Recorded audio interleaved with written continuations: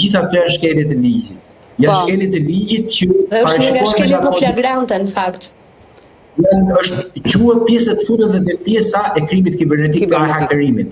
Në momentin që kemi bëjmë me hakerim, sidomos me kodin e ri penal, që po miratohet në Shqipëri, ju asiguroj që mund të përfundojnë deri në disa vite burg. Dhe pra këtë do të pyesja deri në sa të paktën si është i parashikuar? Ajo është gjop deri në 3 vite.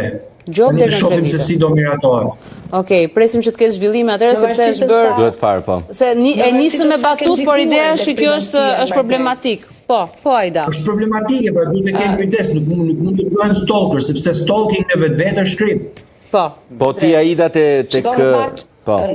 Në fakt ne nisëm si batut sepse është edhe ajo pjesa që ne tham, pra jemi të shqetësuar për gjëra që janë mos e normale në një marrëdhënie në çift. Pra nuk është gabim që të shqetësohesh apo të pyesësh se kush i shkruan partnerit, se në fund vitës patjetër që gjithkush ka nevojë të ndihet i sigurt në marrëdhënien që ka.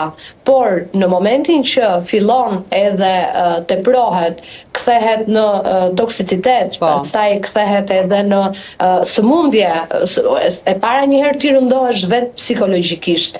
Pra, je një femër, je një grua e cila ke dyshime tek partneri që ndonjëherë janë edhe tërësisht të kota, e kanë thjesht fiksuar në mendjen e tyre, ti fillon dhe i bën dëm psikologjisë tënde dhe të tiposet në mendje që ti je duke u tradhuar dhe pik. Këto njerëz duhet punojnë me veten dhe duhet shkojnë te psikologu ose te psikiatri.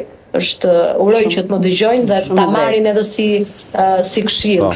Ndërkohë që në një fazë të caktuar, kur e kalojnë edhe pjesën e asaj që atij kontrollit intensiv, pra kush është, çfarë është, njeh telefonin dhe në momentin që ja marrin në mënyrë të jashtëligjshme, pra pa dijenin e tij, kthehet në vepër penale që patjetër do dënohet me kodin e ri penal edhe më shumë, u cilësua edhe dje nga prokurori i përgjithshëm në raportimin që kishte në parlament që krimet kibernetike janë ato ku duhet të përqendrohet një fokus i caktuar vëmendja.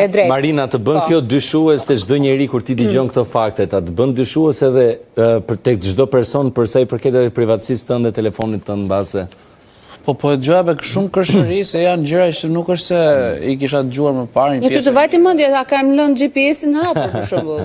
Jo GPS-in, po flitet për rënien e shpejtë baterisë dhe nxjerrjen e telefonit. Ndoshta e ka fajin telefonit se u bë ca vite, po mund të jetë edhe ndaj programi i vjetër që ka ngel aty. Ta kanë lënë dhe vazhdojnë të ndjekin sot tek kësaj dite.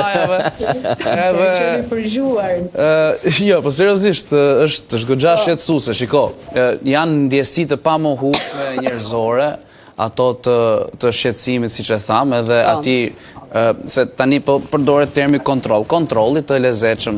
Domethënë, shiko, ka një cak të padëmshëm.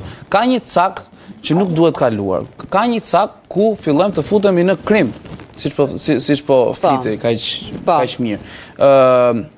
Edhe shumë e qartë se ku duhet ndaloj njeriu, sepse me të vërtet ne jemi njerëz me gjak, na vlon gjaku, kemi ndjesi, e duam partnerin ta kemi sa më shumë për vete. Okej, është çdo gjë që çdo njeri e ndjen. Pra ma pa kaluar të gjithë tjetër. Po flitet tani shumë mirë përmendi dhe zotëria ndjes Besmiri që është eksperti IT-së, është ekspert më të mirë shqip. Raste të tilla përfundojnë edhe në kronikën e zezë.